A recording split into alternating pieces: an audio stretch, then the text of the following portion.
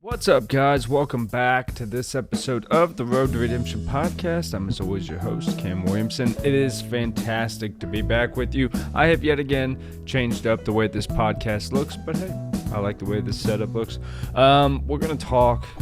Boy, are we going to talk. We're going to talk today. Catch up with you, man. Tell you what's been going on with me the past week.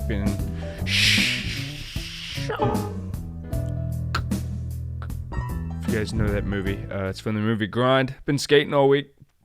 It's one of my favorite parts from that movie. Tom Green makes a little cameo, and he's like a stoner, burnout skate shop manager, and he's like, "Oh, he was here, man," and he just, and he starts making all kinds of weird, like things that just don't make any sense.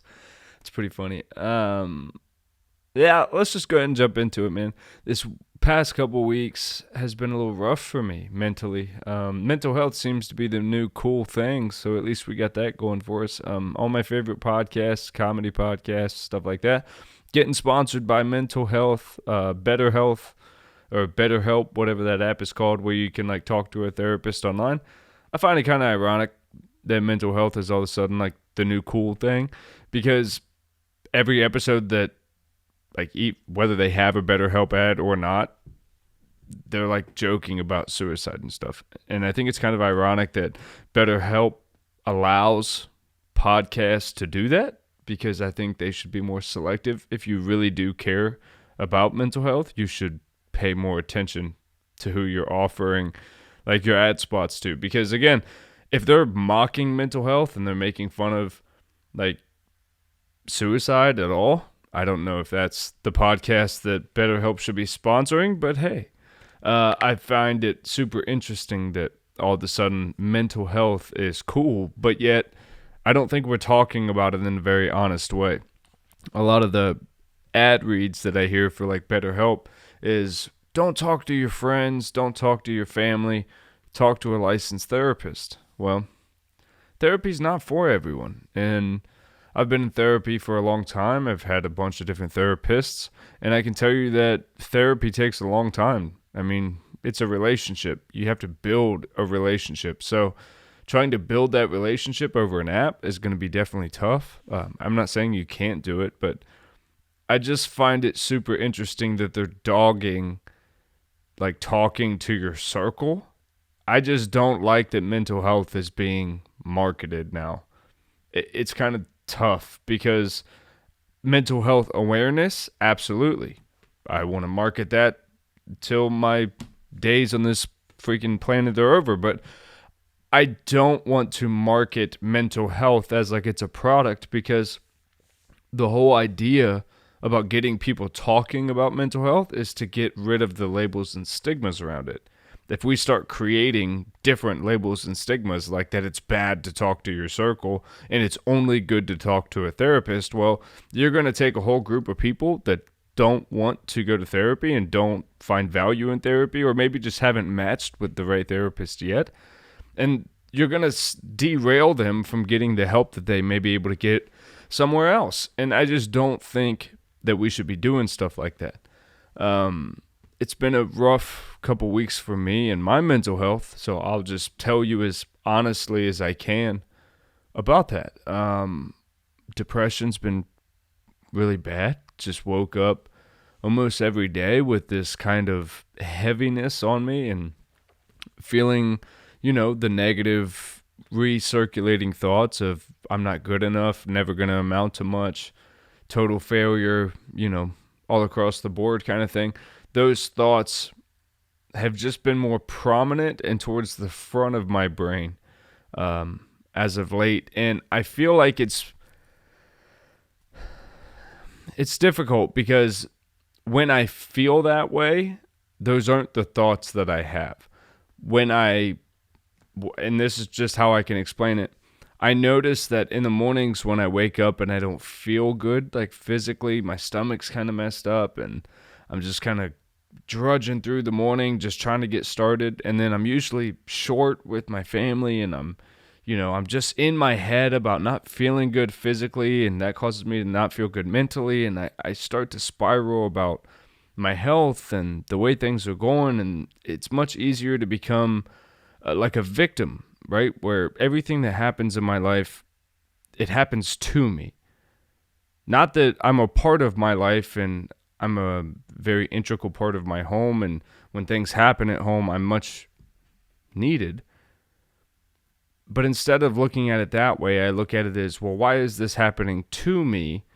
Of course, I'm always needed, this, that, and the other. And I start playing this like victim game with myself. But then when I get to the very end of it, I realize it's my hypochondria and my physical anxiety is the highest. And that's when those thoughts start to come down. And I know that I'm trying to put this together. This is like a little therapy session myself. This is stuff that I think about like all day and all throughout the week. And I really just try to hash it out on here. And you guys are hearing me kind of think out my own, meditation sessions, things that I read and I try to put together. I've found just in talking to my wife and self-analyzing, about last summer, about this time last year, I started kind of going in a downward spiral with my mental health, and I couldn't really figure out what it was. Obviously, the quarantine happened. About that same time, I got that corporate job that I pretty much threw my own bombshell into and got fired from, and, became this full-time YouTuber, podcaster, social media person, and that did put a lot of stress on me and my family. But at the same time, my grandfather got sick, my father got sick. My grandfather then passed away. The coronavirus happened, and things became, I don't know.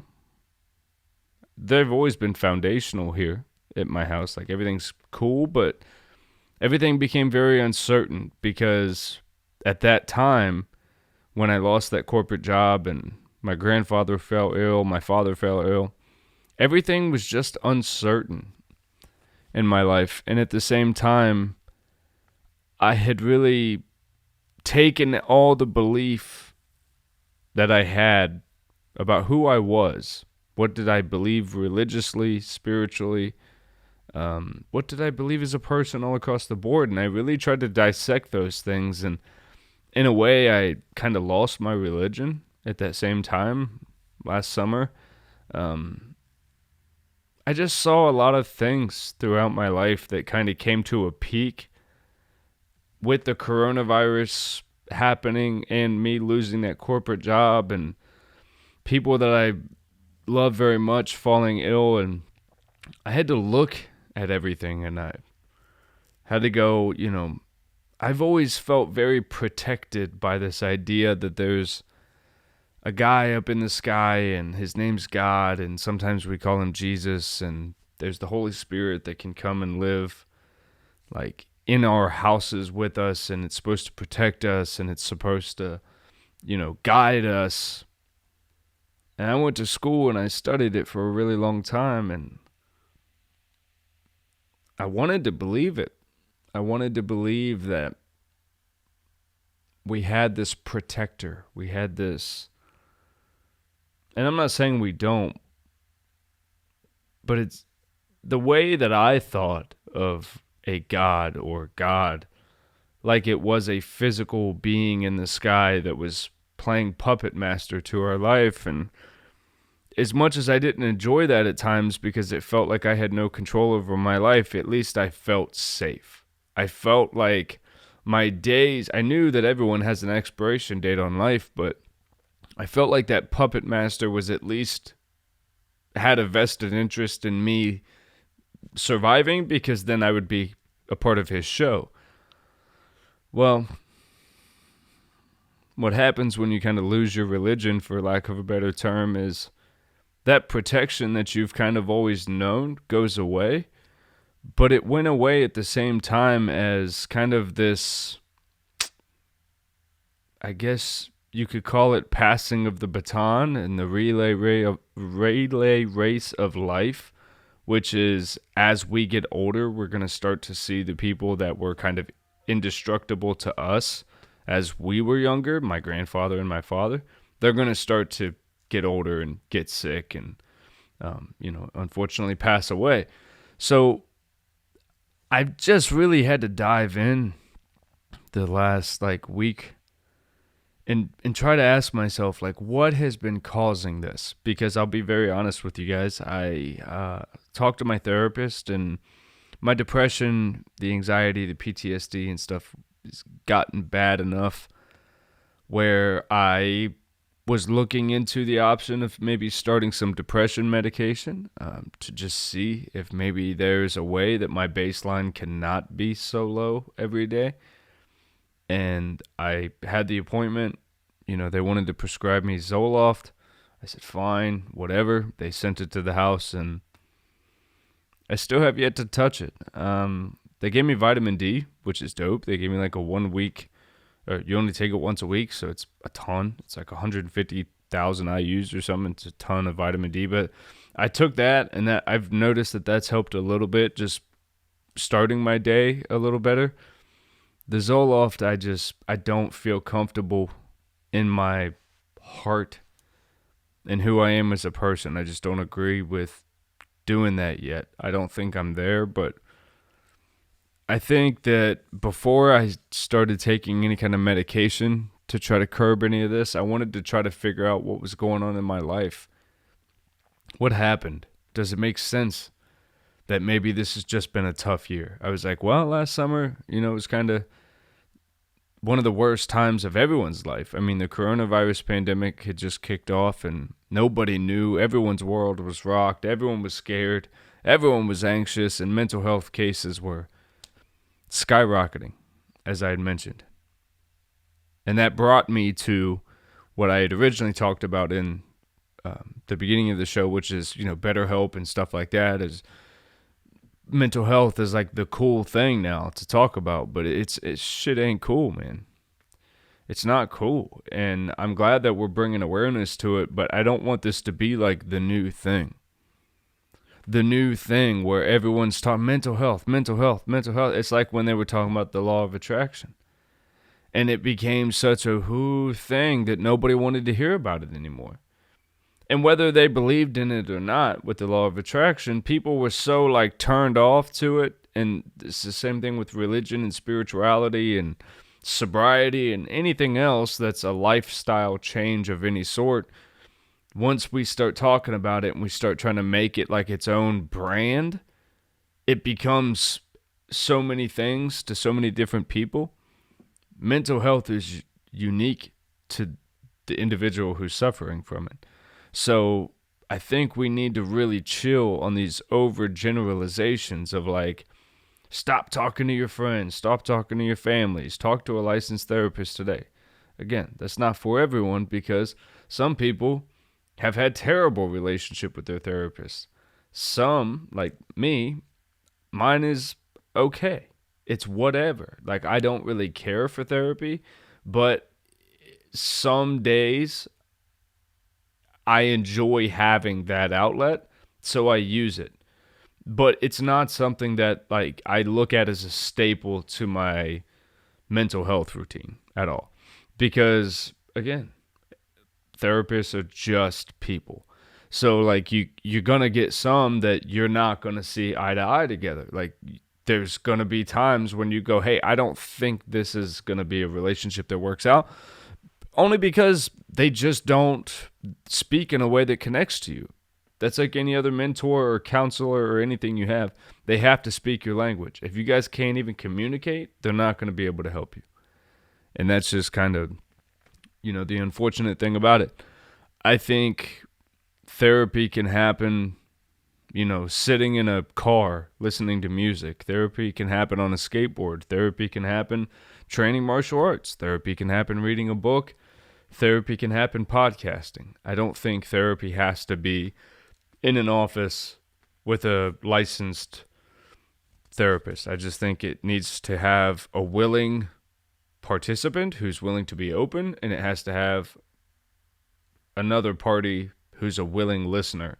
And I think boundaries need to be set in the beginning of, hey, when I speak, this is kind of what I'm looking for, or this is absolutely what I'm not looking for. Outside of that, it's just a conversation, and it's just an openness and a willingness to listen and care.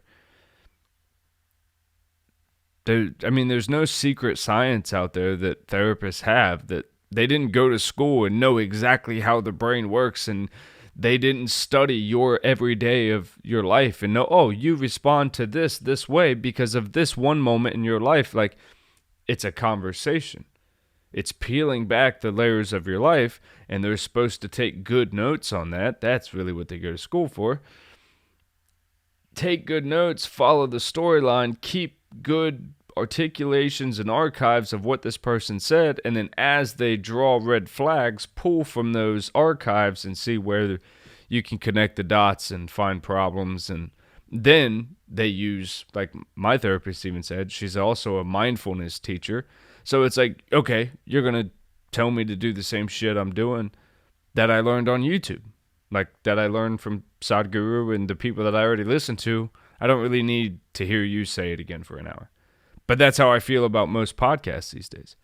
It's just listening to something that somebody else said, and they go, oh, well, this is mine now because I heard them say it, and this is what I think about it. This is my podcast. That's not a podcast. That's a summary. If you have a podcast that's only based off what another podcast talked about, it's a summary, yeah?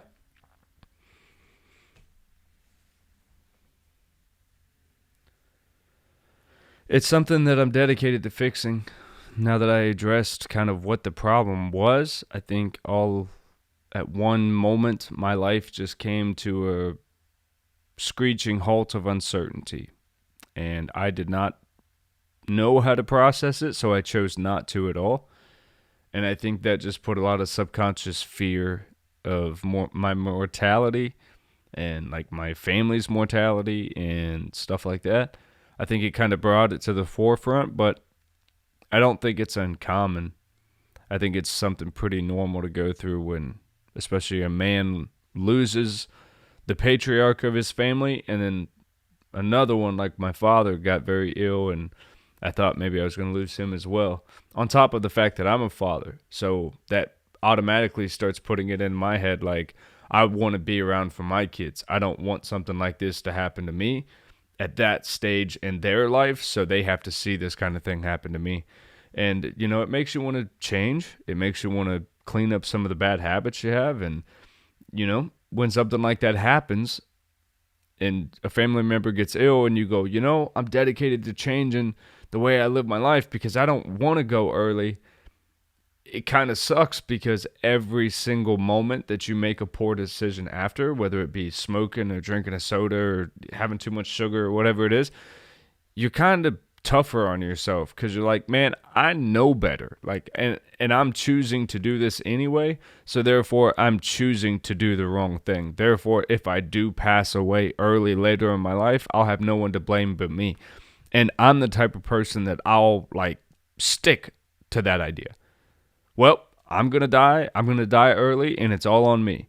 And then something about my brain, I think just the way that I came up in life is so conditioned to go, yep, action, result, consequence. Like, that's how life works.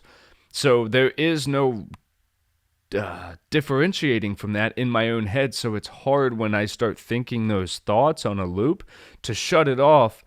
I read something interesting on like a, I don't know, spirituality Facebook page or something I was looking at.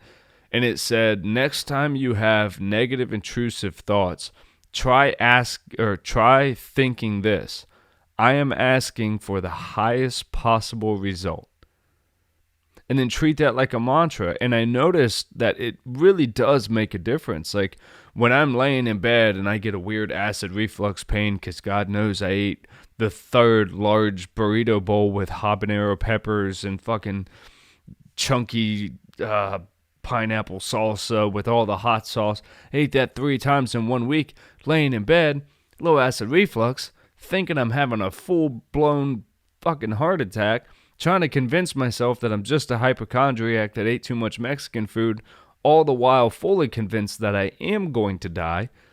stopped and in the moment go, I am asking for the highest possible result. I am asking for the highest possible result. I am asking for the highest possible result. And by the third time, I started to really calm down.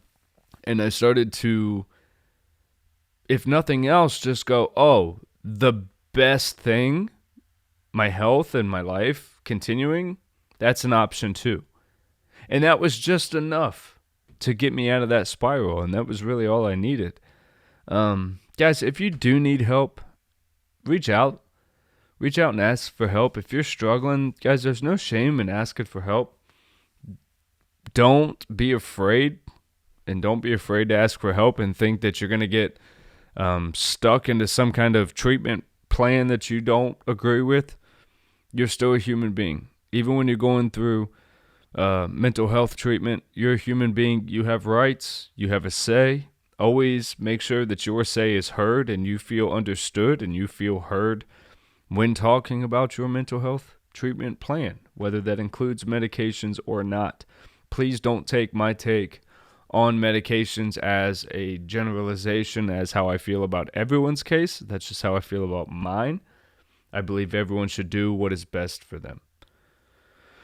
That'll be it, guys. I love you so much. If you got anything out of this podcast, go ahead and give us a thumbs up. Check out all the skate videos. Been skating a lot with the homie Thomas. Working hard on those, putting those up. And we did just drop the new Gangster of Love design, which you guys should be seeing right here on the website, road2redemptionpodcast.com.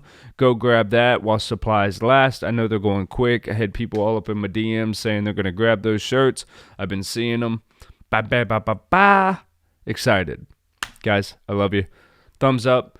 Leave us a comment. Let us know what you want us to talk about next. Make sure you subscribe. Tell your friends. We'll see you next week. Love you.